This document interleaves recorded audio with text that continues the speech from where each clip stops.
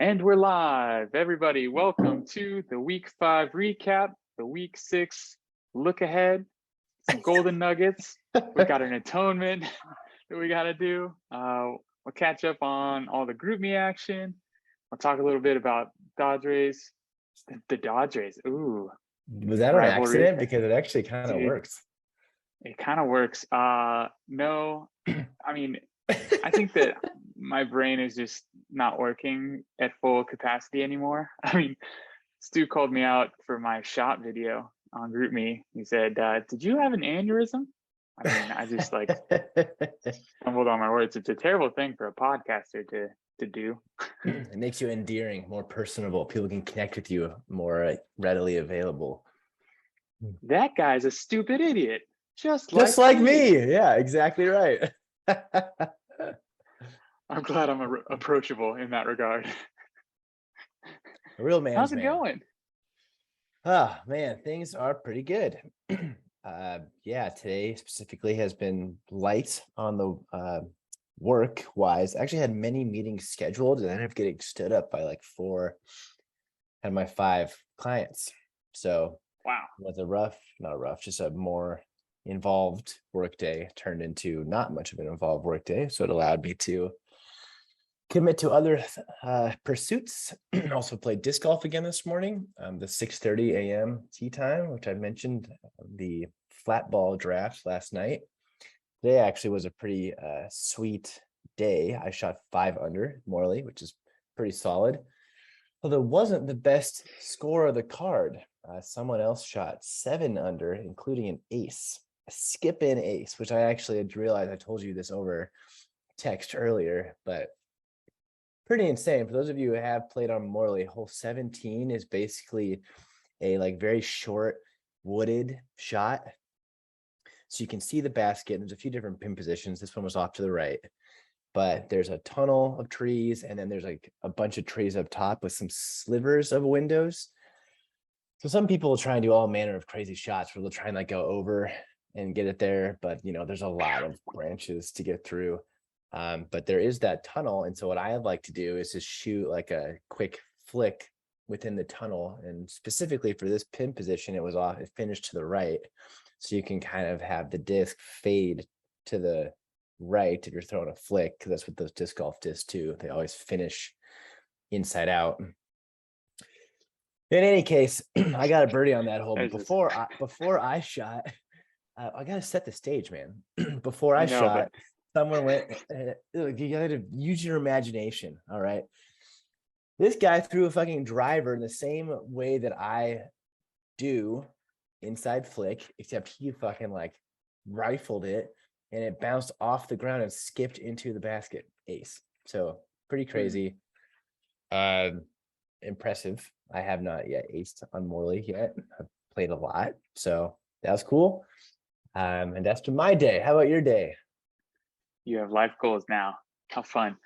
I couldn't, the 12-year-old in me, and maybe other people can relate to this as I am approachable.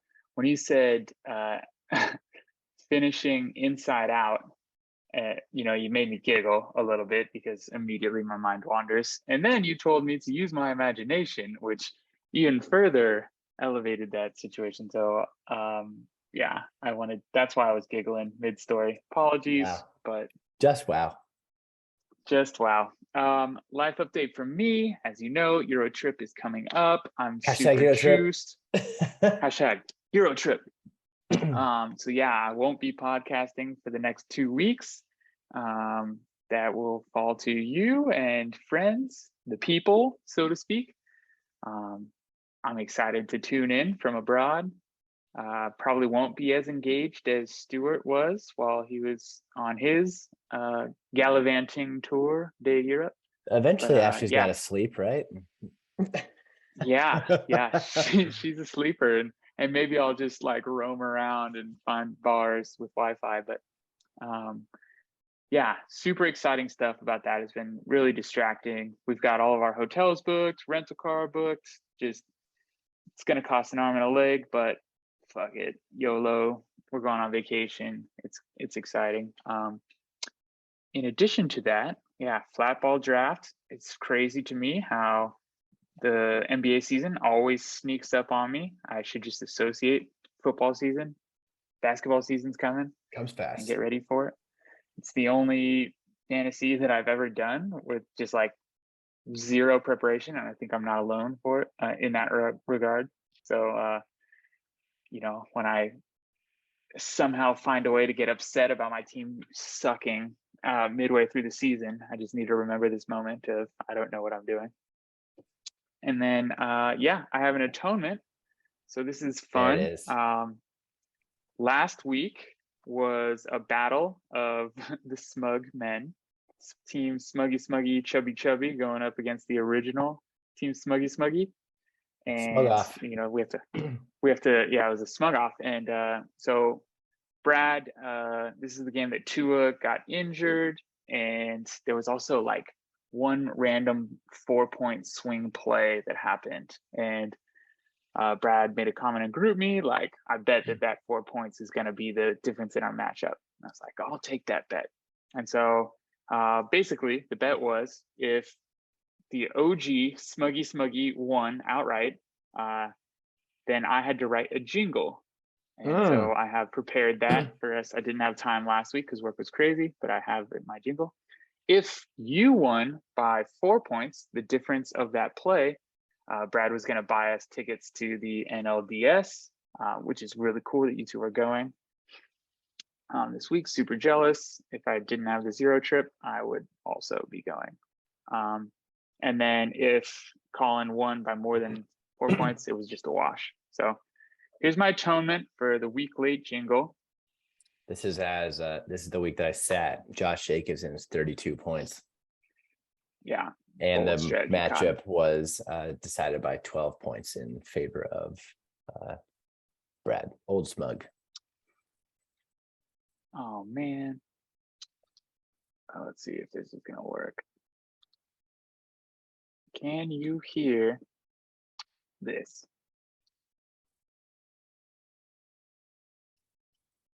No? Fuck. All right, let's see. We're going to try to share it one more time. QuickTime player, share sound, optimize. Oh, okay. Now you're sharing your screen. To share your computer audio, please install the Zoom audio device. Fuck off. Let's try this again. Oh. No. Dude, I'm pretty proud of it. Here, let me try another method. Why don't you play it like out of your phone or something? Yeah. Play the because it's a file on the computer. Yeah. Okay. Here we go. I'm just gonna play it really loud. Hopefully you can hear it. We are the people, and this is our podcast. I wrote a jingle because of Kirk, man. There was a battle between the smug man and the one true Smuggy did stand up. Wish he had pants, because now I'm feeling cut. We are the people, and this is our podcast.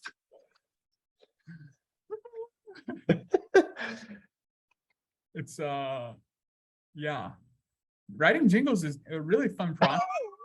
I wish, I did this with iMovie, and I wish that I had any sort of instrumental knowledge, capabilities, right?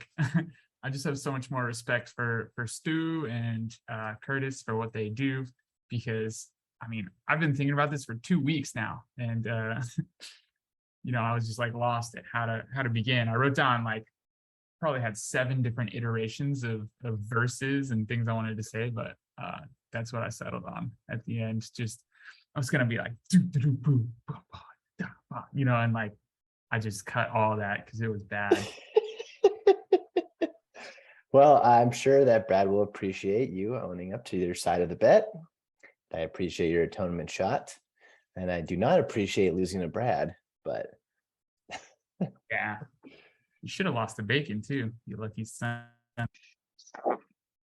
Yep, that was a nice Monday night miracle for old Gall. Everyone else in the league is taking Bill's powers. And he's struggling. He gifted them to us all. I actually texted him. Oh my God. This is pretty annoying, actually. I was just, for some reason, I don't know if I was drunk or whatever, but I was talking shit with Bill on Sunday. And I basically was just like, look at me. I am the Blood Diamond player now, basically. Like, your powers, you have no power here. You're the Blood Diamond. Defense. Yeah, I got one mailbag question today from one listener. Bill. Question was, what black magic has Weaver done to steal my diamond level fantasy defense? So would you like to answer that listener question? Gosh, I don't know. I think it's probably some good karma for calling Scott into the draft. I think that I deserve to win. So, that has to be added to this. And yeah, I think that's it. I'm just good at fantasy and you all suck and I deserve this and it's mine. You must have some witchcraft up your sleeve to convince Pebbles to part with Eckler, but we will get to that later on. Yes, we shall. So, League Pick'em, want to work there now? Walk there now? Work in there now? Let's walk together. Super fun. Your boy, Weaver, got 4 right last week, along with Adam. You only got 2 points. That sucks for you. Rough week for the amount of time that you put into this. You expect to do better than two matchups. Maybe you should start just copying me. Like, wait till I give my analysis and then just like, oh yeah, me too, for all the same reasons. That sounds fulfilling. Definitely the hot takes that the league are looking for when they listen. Yeah, we're the only 3 that submitted picks last week. So Andrew's taking it easy on us, thankfully. Even though Stuart has the highest percent correct picking, he continues to forget to pick. So Stuart, this is your reminder. Get your picks in. Yeah, you Euro trash. You pick drunk Pikmin. Italian dad. Dude, am I alone in the thought that like Stuart was just always present on GroupMe when he was in Europe, like at all hours of the day? I work with Europeans and those fuckers almost explicitly say like, oh, we can only meet, from 6:30 a.m. my time to like 8:30 a.m. my time, right? And I'm seeing Stu text us at like noon, like 2 p.m. sometimes. Like, what? Are you at the club? Are you at the discotheque? I think they had a lot of like late nights. Yeah, late nights and then late mornings. Although he did say that when they got back, he was on Italy time a few days ago. We're talking about having coffee. Oh yeah, there you go. I will be not drinking today, unfortunately, because I have to coach later. Also, my body needs a fucking break. I basically drank it hard like 5 days in a row because of the Padres. Yeah. Any case, you want to move into those GroupMe popular posts now that we're talking about GroupMe? And yes, we had two people achieve the vaunted 11 like post in the past week. Pretty exciting stuff. Adam posted the Russian troll account of player summary for Kyle Pitts, just absolutely destroying him, like basically just saying he didn't practice. Not like he plays in games either, like we're not serious, but we're kind of serious. And it was very fitting for the bust that is Kyle Pitts. And then Stewart with his zucchini's so large that it may actually be sentient, and we should probably be concerned about a hostile takeover. I'm of just his scrolling household. through GroupMe that just happened while I was napping about an hour ago, and now both Moster and Madison are questionable. Yeah, God, that's funny. yeah. Every player involved in that trade has a questionable tag and a fresh news update. Continuing on our GroupMe trend, this segment. Adam is honestly on fire. He shows up like every other post on the popular thing. But the next popular one was him posting the Fast and Furious GIF of "I almost had you, dude," in regards to my Stuart Good zucchini-sized fab bid on Geno Smith. Yeah, I think what I in the outbid world? everybody by like I don't know, an absurd amount, at least 20, 19. Yeah, then Bill with his statement, "I'm falling from Diamond Mountain and heading towards Coal Cavern." That was a good one. Loved the imagination there. Took me back to Disneyland. He also had another one that might have been the most boring / shitty game I've ever seen. Which I think, these primetime games are really leaving something to be desired. The best part about that game was Devontae Adams shoving that reporter that scared him. No, that wasn't the shitty game. The shitty game was the Broncos and the Colts last Thursday. Well, that also was super shitty. But both games were shitty. Anyways, moving on. Brad got 8 likes with, "Are you saying this week is a must win?" And I just love that because wins are everything in this league. And every week is a must win until you lock up that first round bye. The meme that keeps on giving. Yes. That one. Must win. I can't wait until it's overplayed.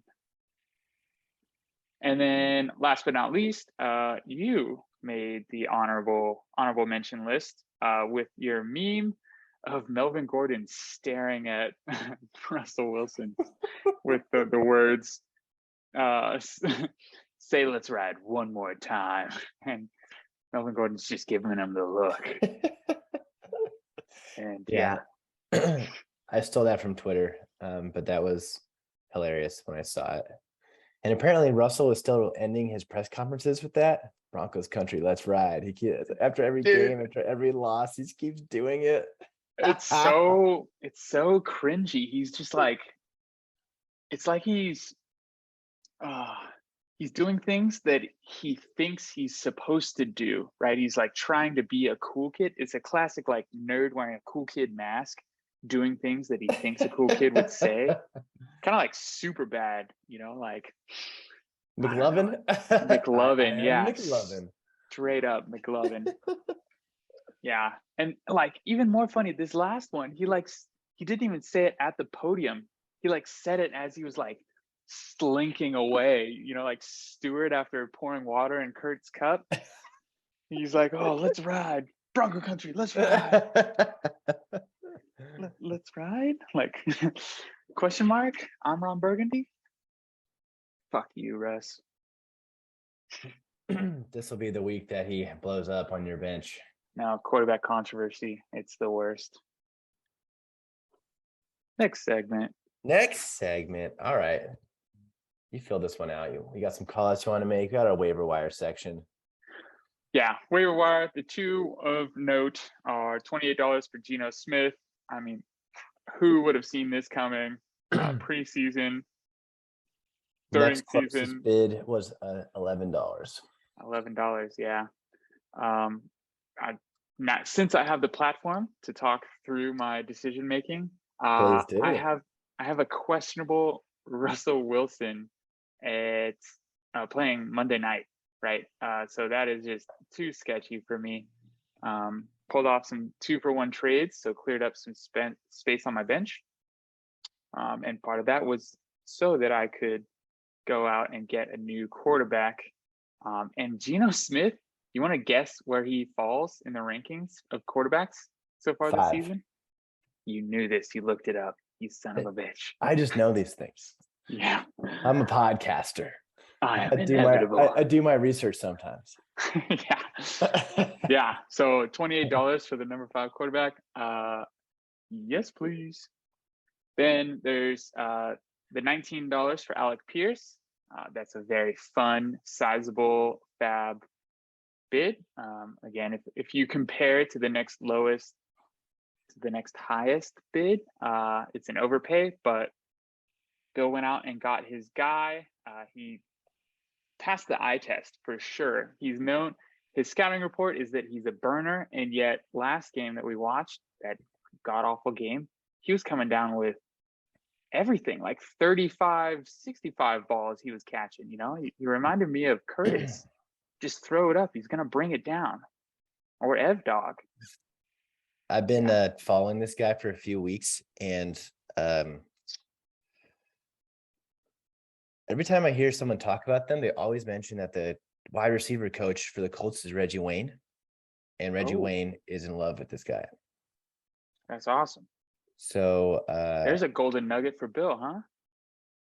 Yeah, let's not skip ahead. All right, let's not skip ahead to our very special section TM segment. We should have a section called the very special section. The very special section. Every section is a very special section.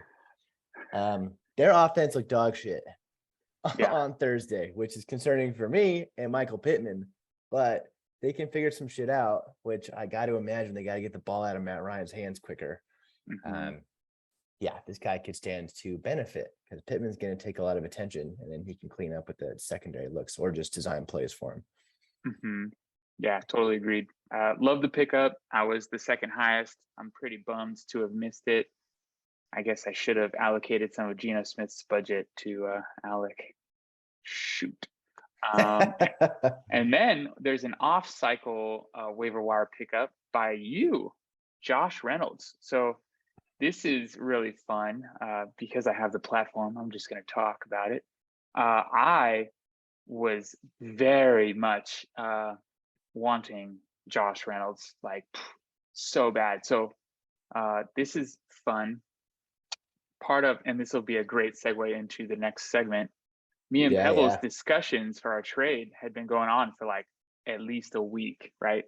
And with Keenan Allen being injured, I asked him, hey, are you okay to postpone this until next week because Keenan Allen's out and I would have to start Darnell Mooney. If he was not okay with that, then I would have gone through with the trade last week and then gone hard in the paint for Josh Reynolds. Peebly, being the gentleman that he is, felt comfortable in his matchup-ish and understood my needs. And we had, the gentleman agreement. And because of that, you got a free Josh Reynolds, who is like currently WR2, if I'm not mistaken, right? Top 25 receiver. It's pretty epic. Yeah. I spent $2 on Kadarius Toney when the Giants were super injured at receiver, thinking that he would come back. And the thing is, like, all these receivers that I'm picking up don't really have a shot to crack my starting lineup because it's just so fucking good. Like, Jefferson is going to play every game, right? You can't sit Pittman or Waddle. And then for the flex, I have Cooper, who I can't seem to start on the correct day, but keeps blowing up. So like those are the top 4 receivers I got, right? And then after that, you have Robert Woods, who you'd think would benefit from Burks being out, but he hasn't really capitalized because Tannehill is bad and because the Titans just run all the time anyway. So he's annoying. Then there's Boyd, who's like Higgins' backup. And then you get to the space where like, okay, now I have some flyers on these guys. So I'm just like seeing if they're going to work out. And so basically Toney was like this guy who was going to see if he was going to work out. Reynolds obviously is benefiting from the injuries on the Lions, and he's got chemistry with Jared Goff from their time in LA. And so, yeah, the same thing. Threw a flyer on him. He has performed. I'm not going to be able to play him until other guys have some buys. So we'll see. It's like I'm happy that he's doing well, but I also is like there's some obstacles before he can crack my lineup. And by that time, St. Brown's probably going to be back and healthy. So this goes back to my my golden nuggets last week that you have just an embarrassment of riches, and you have like a 10-team league problem right now of actually having to choose players for matchups, and like you have some of us, we just, like we have our starting lineup and then trash.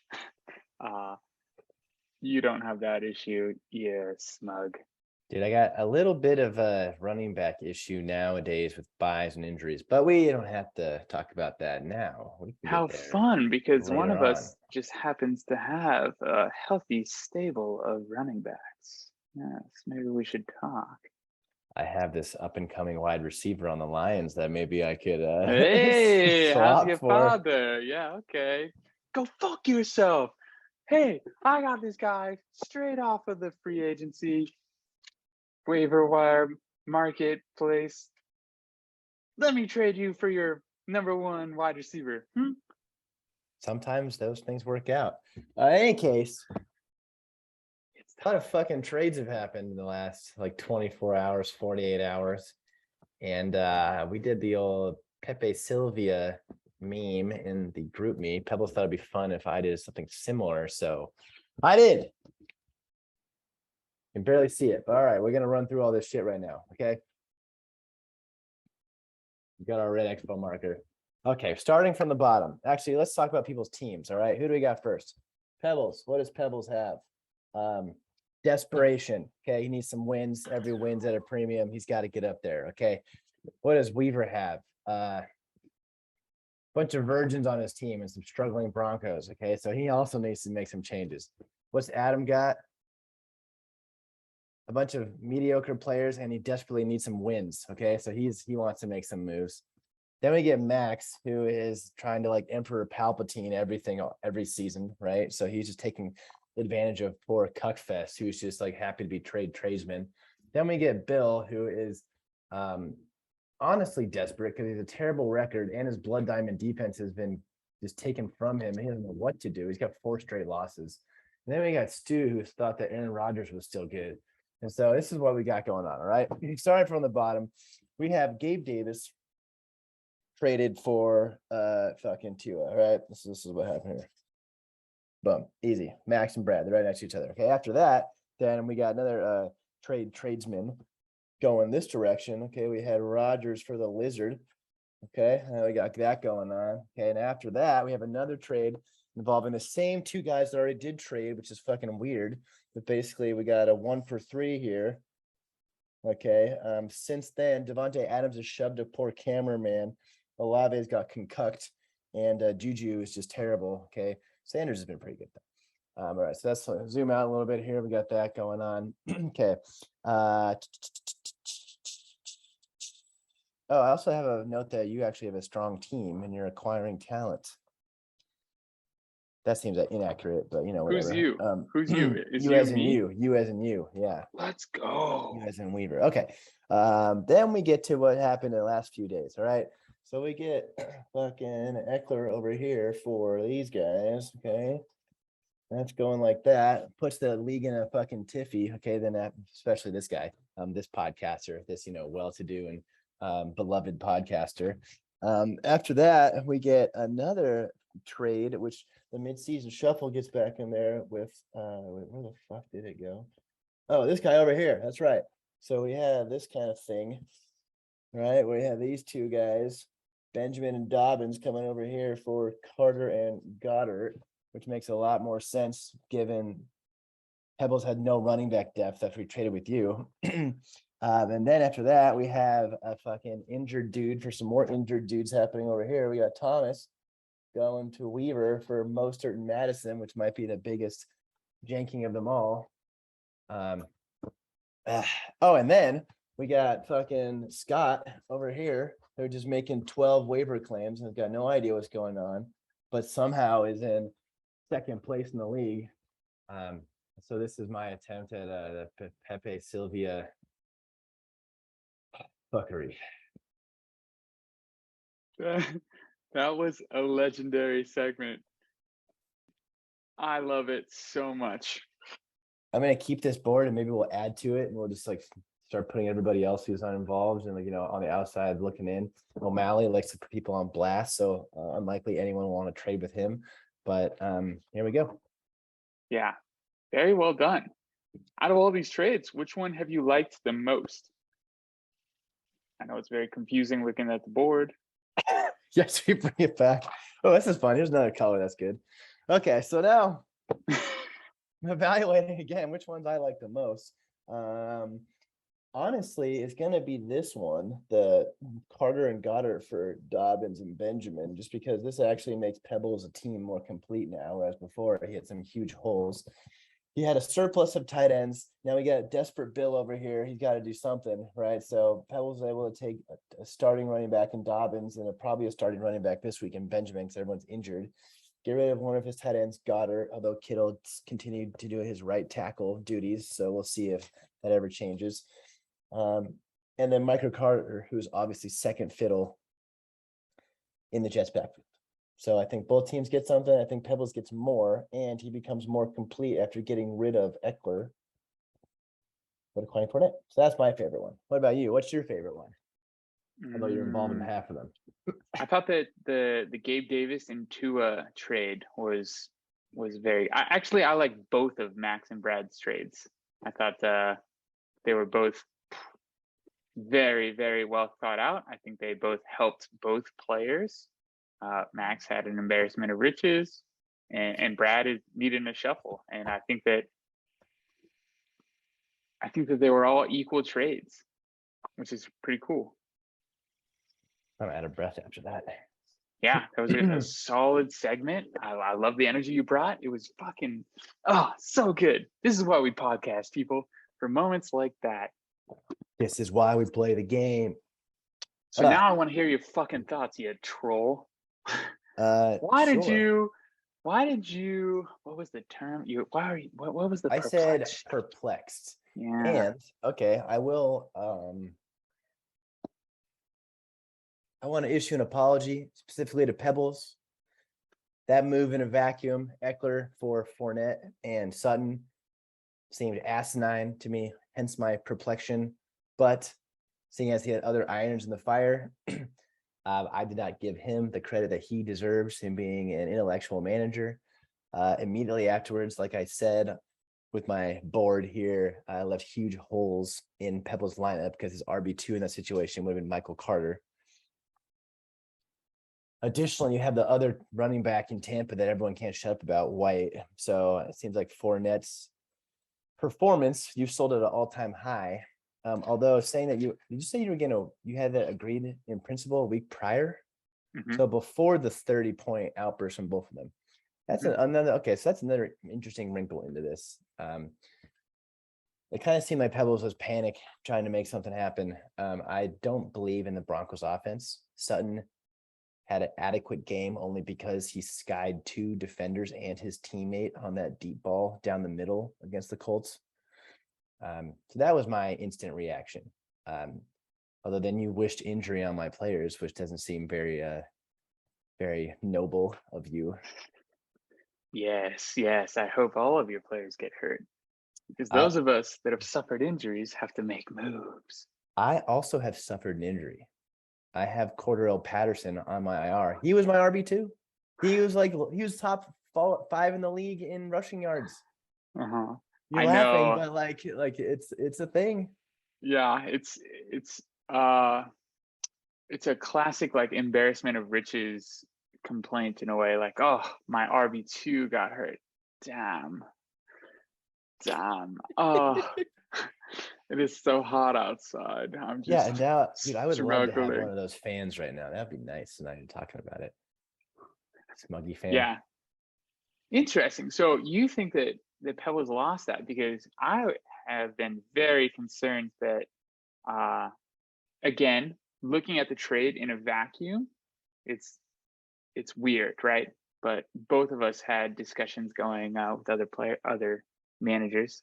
But I actually feel like I gave Pebbles more depth, and I'm taking more of a risk for the explosive factor with Eckler. Yeah, yes and no. I think Pebbles takes a risk of playing shitty players. I think Whoa, Fournette's whoa, fine. whoa. You Fournette is take good. Sutton's name out of your mouth when you talk about shitty players. That man he's a top 5 receiver and this will be probably the last thing I say because I'm not trying to get defensive, but Sutton is a top 5 leader in air yards, targets like 15 yards downfield, and red zone targets. And those are things. Those all sound like things that that aren't actual point bearing things. We're talking about opportunities. Air yards isn't the thing. A red zone target isn't the thing. Like, what do you think his rank is in wide receivers? Where is he? I think he's 15. Oh, there he is. I thought it was on the first on this page, which has been awesome. 1, 2, 3, 4, 5, 6, 7, 8, 9, 10, 11, 12, 13, 14. 14. Let's go. 14, which I will admit is better than I thought. So he Pebbles has is half trading a point away more than Amari Cooper. Pebbles is trading away 1 RB1 for an RB1 and a WR2. That's pretty good returns. I think you clear your logjam and you can play Keenan now. We talked about how your team could be nasty last week once he comes back. If he comes back. I don't think Keenan is coming back for another couple of weeks, but this is good because, well, I don't want to like keep defending anything. This might be a dry segment at this point. We can move on. Good. I am surprised to see that Sutton has more points than Jamar Chase does. I'm not. Jamar Chase has been annoyingly double teamed, and there's this new meta in the league to play 2 safeties deep just to avoid getting beat by those Gabe Davis 98-yard touchdown passes. What a nightmare if you're a Steelers fan. Dude, yeah, they had a safety over the top and he just like saw Gabe Davis coming at him, started backpedaling instead of just turning around and running, and just that's so ridiculous. Like any athlete that backpedals in game is just sir, you are effed. You are effed, yeah. Golden Nuggets TM, here we go. Everyone's new favorite segment. I know we gotta pick the rate of play up. We got a game to watch, the Dodge race. We got like half hour. You know how much we can vamp? Blabber, vamp. Yeah. Is that a word? Just vamp about anything. Vamp. A short, simple introductory passage. Well, we can do that over and over and over and over and over and over and over again. Silver lining. Let's go with. I'll start with my matchup and the Tasmanian Devil. Bacon, you took the L on a Monday Night Miracle. You don't got to feel bad. You were going up against a juggernaut, first place team. These things happen. Silver lining is fucking Taysom Hill is who you spent all that money for, seemingly now. We'll see if he can keep this up. He's playing another gettable defense in the Bengals. That eruption gave me a real tight butthole. All right. Yeah. Additionally, even though you have 4 quarterbacks or had 4 quarterbacks, it was last week. Cousins is good. Cousins will continue to be good. So I think once you get some lineup decisions fixed, also Lockett. Yeah. Bacon, your bench exploded and Taysom Hill had a great game. Little tweaking, and you're about to change this 116 to like 140 and start winning some matchups, more matchups. So there's your silver lining. You have some roster decisions start to be made for you. And also, David Montgomery is back. For real. For real. Which, yeah, that kind of fucks people. Which is why Hence my perplexion. That's why we make the trades that we make. Add depth. All right, I'm unvaxxed, but immunized. He lost to midseason shuffle, thankfully, because I would have felt really bad if Pebbles had taken the L after so graciously delaying our trade. I'm unvaxxed but immunized. You quite possibly have the best running back core in this league. You have Aaron Jones, alpha, Ramondre Stevenson, the new alpha. We all knew that he was going to be the alpha, but Damian Harris has just like this affinity for the end zone somehow. He just, anytime they're near it, he scores. But he's hurt now. And so Ramondre finally, after injury and retirement of James White, like finally, there's no excuse to not give him the ball. So that's exciting. And then Dalvin Cook, even with his dislocated shoulder, he's still rumbling, bumbling, stumbling. In addition to that, I know Rashad Bateman is hurt. That's a bummer for you, but you have Jamison Williams looming large. I know it's going to be weird to start two Lions receivers, but they're both alphas, and the Detroit Lions defense is god awful. I think they're giving up like 30 points a game. So you know that Goff is going to be slinging it, and you're going to have two big boys ready to go each week. I don't know what's up with this Cade Otton tight end you picked up, but clearly you're onto something that nobody else is. So he's going for the stack, the hashtag stack. Oh, Tom Brady to Cade. Those are your golden nuggets. Cade sounds like a name of one of Tom Brady's children. Doesn't he look like he'd have a kid named Cade? Maybe it is one of his children. He's old. Cade Otton. He is old. Golden nugget for Cuck Me Black. Well, golden nugget for you. Now you're back to your cucking ways and appreciating your team name. I know you always get a chuckle out of that. So it's good to have some brevity and fantasy when you're losing all these games. Let's see what else we got.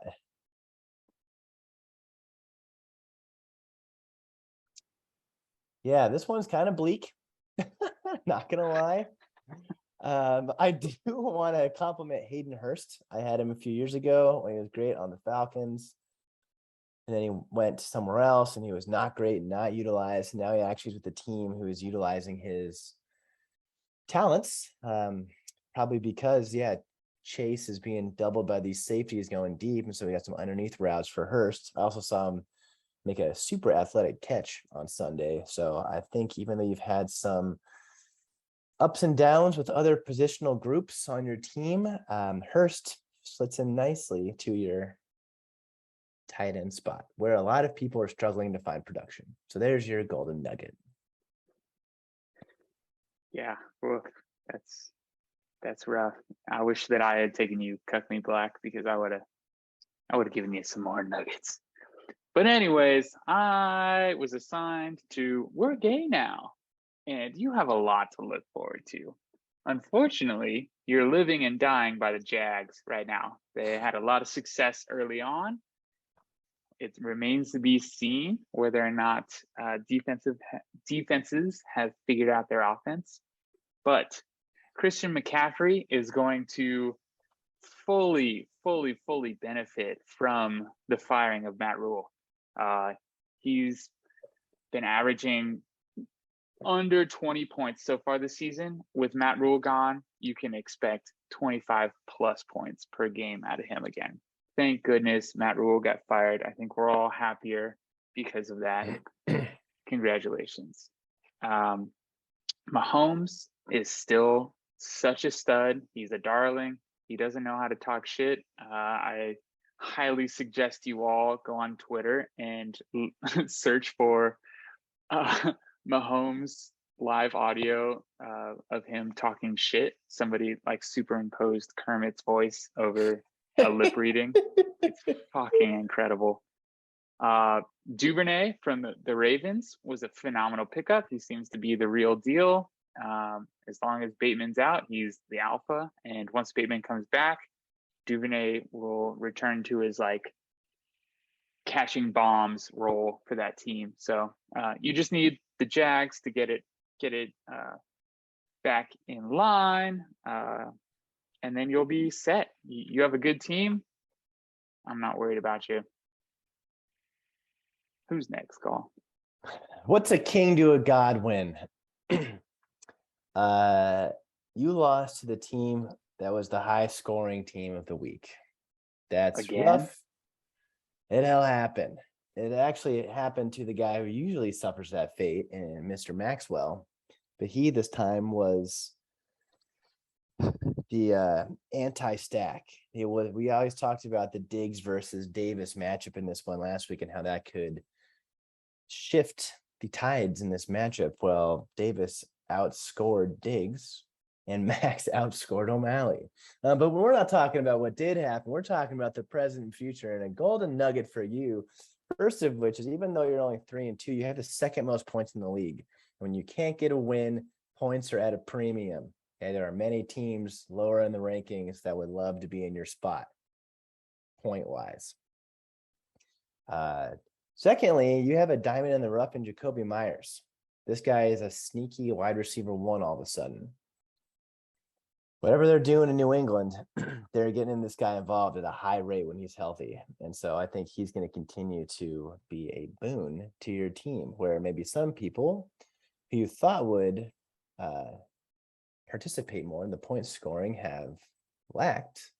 This is someone you can lean on as a consistent point scoring entity. So your golden nuggets are, well, and obviously you have the stack of all stacks too. It doesn't need to say that, but that's the best stack there is. Mm-hmm. Lots of points, got Jacoby Myers, got the one true stack, and probably don't have to play Gabe Davis again unless he is dealt again. So those are your golden nuggets, O'Mals. Yeah. All right. Last but not least, please, sir, can I have some more? You unfortunately lost to the second highest score of the week. Understandable that you would lose in that regard. Your team is good. There's no need for you to panic. You upgraded your weakest position from, tight end has just been a struggle for you. You had Cole Kmet, who was a fantasy darling in preseason, put up 2 goose eggs for you. Mo Alley Cox, you tinkered out of your lineup. That lost you 5 points. That would not have been enough to get you the win. But Dallas Goedert is averaging right around 9 points. So that's going to be a huge upgrade for your team. You have the strongest special teams in the league. Daniel Carlson and the New England defense, week in and week out, are just putting up points for you. That is a huge baseline positional advantage. Special teams are the worst. We should get rid of them, but we never will because the cop party is so ingrained in our league. COP. Yeah. Once you get Jonathan Taylor back, you're going to go on a pretty big run here. I can feel it in my plums. You are going to be the team that arises from the ashes like a phoenix. And I'm scared.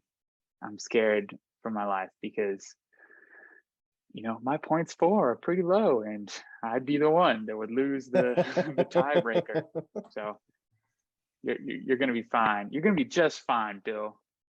You also were smuggy texting him that you had taken over his blood diamondness. Fucking A, right. Yeah, let's look at those points against real quick. 476.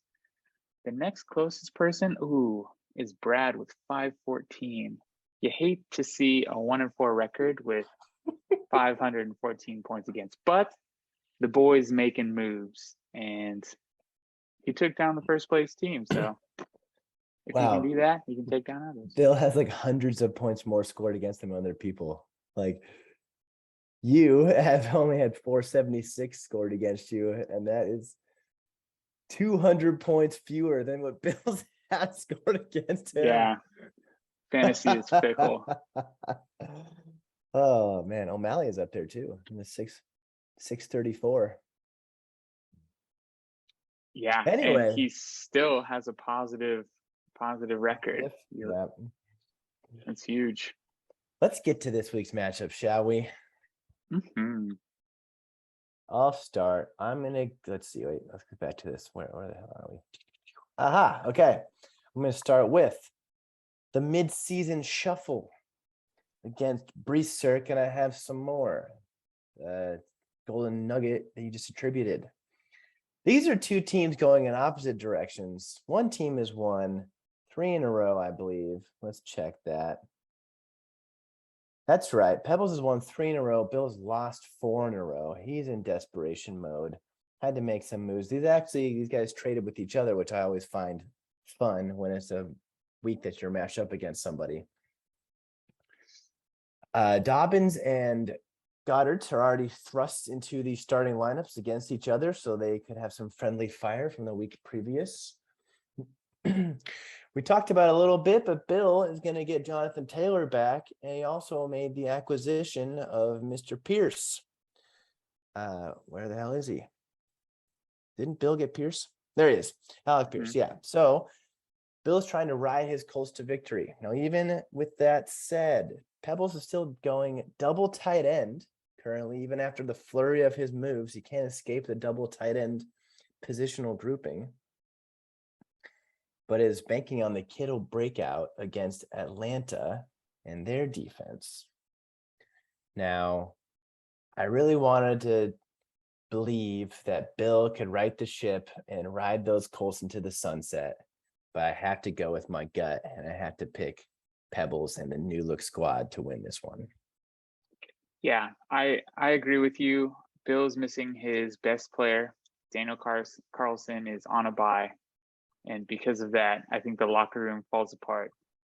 And Pebbles gets this W with his newfound blood in Sutton and Fournette. Next up, we've got Tasmanian Devil versus I See Delight at the End of the Tunnel. Such a good team name. I wish I was clever in any capacity. I am very sad for Adam this week because I think that his team would have a fighting chance if not for a lot of really brutal matchups. I think CeeDee Lamb going up against the Eagles, like divisional games, they're always so gnarly. Pickens and a rookie quarterback, Pickens and Pickett versus Tampa Bay's defense, like that's tough. Tyler Algier versus San Francisco. I mean, we did just suffer a ton of injuries, so maybe there's some legroom there. I think honestly, Mostert like could be the savior of his team this week. I just think that Taysom Hill scoring potentially anywhere from 1 to 35 points. That's a pretty solid positional advantage, which is a bummer because, you know, like there was significant draft capital for Pitts, as we all know. Bacon gets David Montgomery back, Devin Singletary. I don't care about him at all, actually. But Geno Smith is going to sling it to Tyler Lockett. I'm choosing Bako in this matchup. I think that, unfortunately, Adam has a lot of headwind right now. Yeah, you stole all my points I was going to make. I also was going to say I think Mostert is under bushed currently. Agreed. Although he's also questionable now, so we'll see if that is accurate.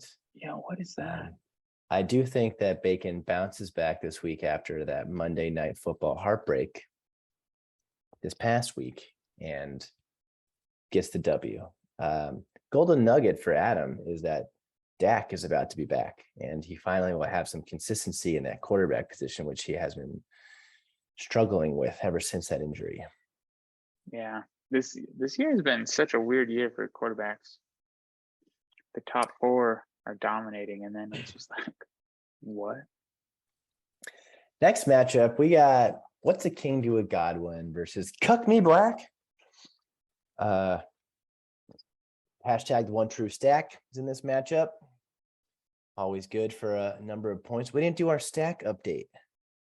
Stack update's over. Everybody knows. They're just running away with it. Okay. Yeah, it's not even worth.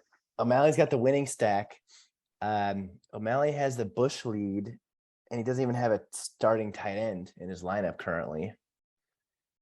Whereas Olave is concussed for Brad. So he might not be able to play. Although I do think that Sanders and Gordon could be in for some heavy work days, especially if the Eagles get out to a lead. And the Chargers can't play defense against anyone, so that should be a pretty exciting game. Don't like Najee against Tampa Bay, but O'Malley is hedging with that Tampa Bay defense. So no matter what happens, O'Malley's getting points in that game. And I mentioned Hurts before in the Golden Nuggets. I think he has another big day for Brad. And then Philadelphia defense also could be a good play. I mean, they still got that backup quarterback going. So with all that said, I think that Brad continues to get cucked, and I choose O'Malley to win this one. Yeah, this one feels pretty cut and dry. O'Malley has the second most points scored, and unfortunately, you never feel good about starting Daniel Jones. I think that Brad would love to have Tua back from his back injury by now. Those backs, they're just so unreliable. But the bush don't lie in this case. I think that that's a great saying. The bush don't lie. That should be in the freaking description of this episode. I'll do it. The gang realizes that the bush don't lie. All right, moving on to the next matchup. We're Gabe now versus We're Gay now. This is the matchup of the week by far. This one's fun. Bwom, bwom, bwom. Oh my gosh. Yeah, so immediate reaction. The Jags are playing the hapless Colts. And so I'm voting for Evans straight up because he lives and dies by the stupid Jags. And I think that they're going to go ham on Indianapolis. Dude, that's so nuts that they're playing them again. They just played them. Did they? What'd they do? They blanked them. It's like 24-0. 24-0, yeah. And now a month later, they're playing again. That's crazy. This is my analysis. I think that what's the opposite of a brown turd for Max? Like Saquon being injured is very scary. What are you talking about? A brown turd? A brown turd instead of a golden nugget. Oh, okay. That's the opposite of okay. Yeah. Saquon had to miss a set of downs, miss a drive because he was hurt last game, and so, I mean, one ill-fated tackle and Saquon is out of the game. That's scary. And then right now he's starting Zeke against the Eagles. Anything can happen in a divisional game, but usually they're low-scoring affairs, right? So McCaffrey is about to get freed by his new coach. Yeah, I'm going with Evan. That's fun because I'm taking the other dad. These are my notes. Battle of the dad! !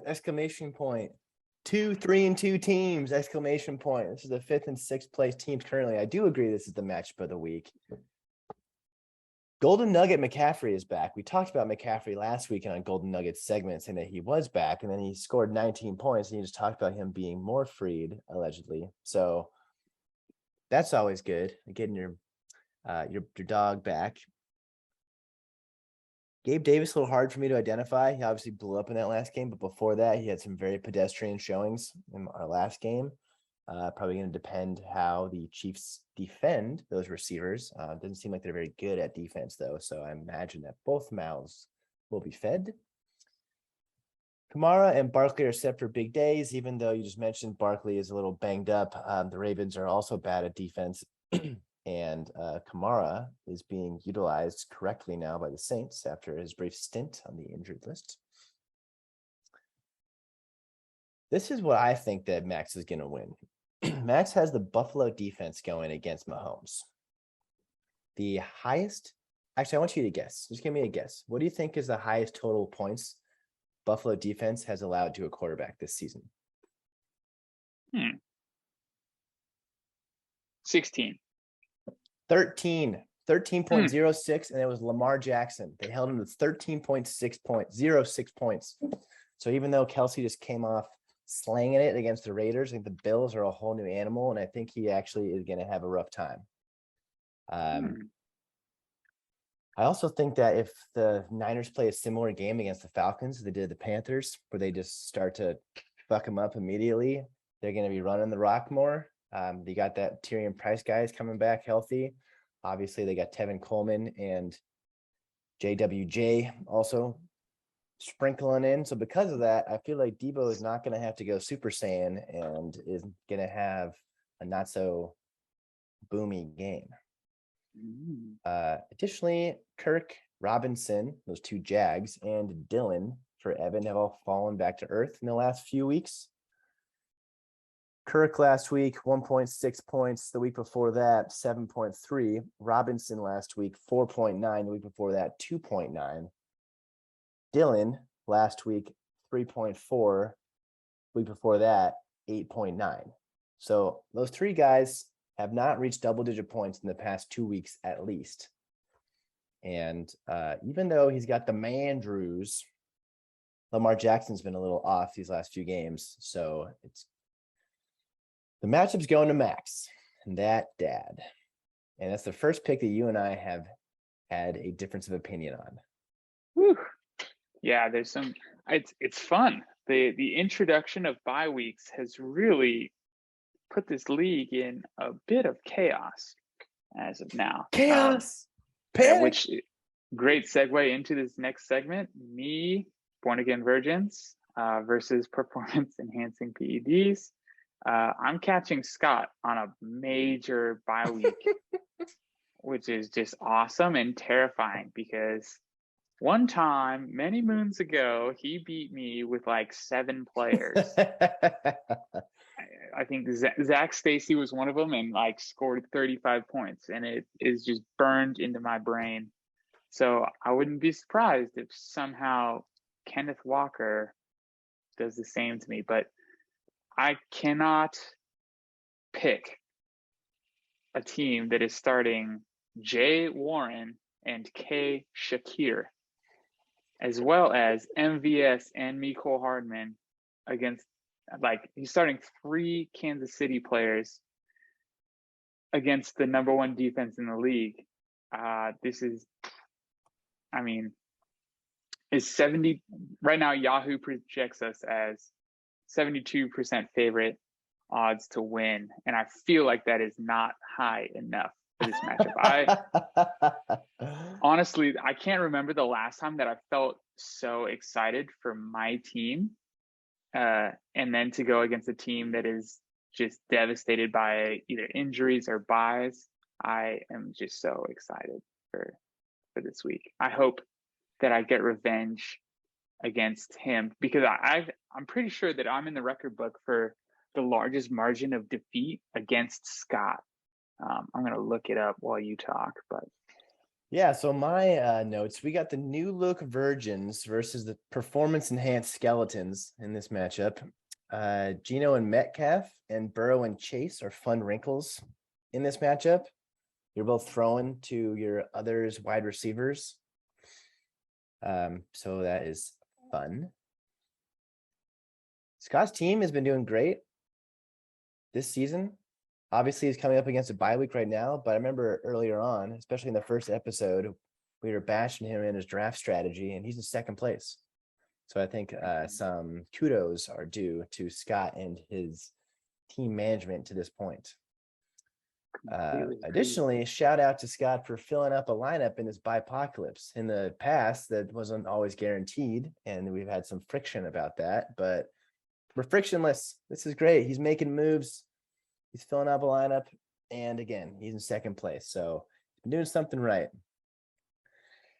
For you, Johnson's playing a tough Tampa Bay defense, and Michael Thomas is banged up, still injured. So there are question marks for me, and they're both in your starting lineup currently. Hunt has been a mediocre second fiddle to the Chubster, but JWJ has been flat out amazing. And Eckler will continue to be a dominant force. He scored 30 points in back-to-back weeks, and I think that will continue against the Broncos this week. I also noticed that Scott is doubling down on the Kansas City wide receivers as well as has Kelsey. So even though he's boarding the Kenneth Walker hype train and that thing is out of control and has left the station, because Scott is in his bipocalypse and he basically is hedging with all those Kansas City pass catchers against a tough defense, they're not all going to perform. And so because of that, I also agree you will take the W. That's right. So I looked up the record books. Scott currently holds the record all-time greatest margin of victory, and he beat me 184 to 86, and it's devastating. Yeah, it's that was fun that to like week. That was not that week. Okay, but, he scored 184 points with 7 players. Yeah, I think looking back on the history books, I think Scott has a career. This would be a fun deep dive. I think you pulled this up last year, like all overtime head-to-head career. I think Scott has me by a lot. But yeah, just looking back at this matchup where he almost put up 100 more points than me.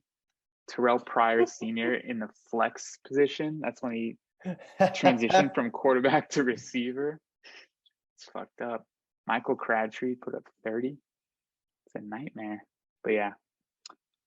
Last matchup. Yeah. What do you think? We got Smuggy, Chubby versus Amon Vax, but immunized. Thoughts? You start. Here's what I think is going to happen. I think I am going to win. I think it's going to be a close one, though. Our bushes are relatively close already. We have some battles in the same game. We got Jefferson versus Cook, and we got Cooper versus Donovan Peoples-Jones. Now, although Donovan Peoples-Jones hasn't been putting up the same numbers as Cooper has, he definitely is involved in that offense. So where those passes go in that game will affect this matchup, of course. Mm-hmm. Lamar, I think, is a ticking time bomb. Okay, he started out the season so hot, and he hasn't eclipsed 14.7 points in the past 2 weeks. You hate to see that. I think he's coming up against a gettable Giants defense. That team is good, no doubt. But it's been too long since Lamar had a blow-up game, and I think it can be this week. However, the same can be said of A.J. Brown on Stu's side. He's been not the receiver that he was the first few weeks. Last week, he only had 4.7 points, still on 7 targets, though. And so because we're going to have that divisional matchup, people are going to be hyped in those locker rooms. I think this has a potential of an A.J. Brown blow-up game. I'm worried about Huntley in my RB2 spot. We talked about it briefly earlier, but Josh Jacobs is on a bye. Cordero Patterson is injured, and the running back position is one that I did not prioritize in the draft. So because of that, I'm all of a sudden very thin, starting Huntley, who's a scrub. Although I'm hoping that what Pebbles read in the tea leaves about the Niners defense being banged up will translate to a mediocre game from Huntley. And I picked up the Chargers defense today against the Denver Broncos solely based on what we saw them do last Thursday night and how Russell seems incompetent. But the Chargers can play down to anyone's level. And obviously Russell is going to be motivated to right the ship after back-to-back losses to mediocre teams. So because of that, I'm a little worried about my team. First two, playing Zay Jones instead of Bateman is rough. And the last little nugget in this matchup is, actually, this is not even a thing. I was going to say Tyreek Hill is questionable, which could result in more waddling for Waddle, but they both practiced in full today. Mm-hmm. So really, hopefully Teddy Two Gloves can play again, because that's probably the key to those guys' success. But in all that rambling, I'm picking myself to win. I got the better team, and I'm sticking with it. Yeah, baby. I like that. I am going to be controversial. I usually try to do this every once in a while choose the underdog to cheer for, and I'm gonna pick Stewart, the hapless, immunized, the immunized squad. I think that his running back core has favorable matchups this week, and that I think that they're going to be able to pull him through to victory on this one. I think there's going to be a surprise tight end upset on Cade Otton. I think the stack is going to hit, and you love it when the stack hits. So this is one of those things where it's probably related to me not choosing Cuckfest over you back then. And I'm feeling partially the same way that I did then. So I'm just going to ride with the feeling this time. And I'm going with the immunized. I know, it's fun. Wow. I do think this is going to be a close one. Yeah, it doesn't feel good to start like a random player like Huntley, but I think he it's does the first have time this season I've started someone like that, whereas like tiny roll, tiny bush, no other options. Yeah. And if we had one less bench spot, you'd be able to get some action on the waiver wire, but I understand. It's actually fine. I'm just going to trade you Josh Reynolds after the end of this call, and then I can add myself to this beautiful. Yeah, baby. Map. Naeem Hines, he's healthy, he's practicing, he's ready for your roster.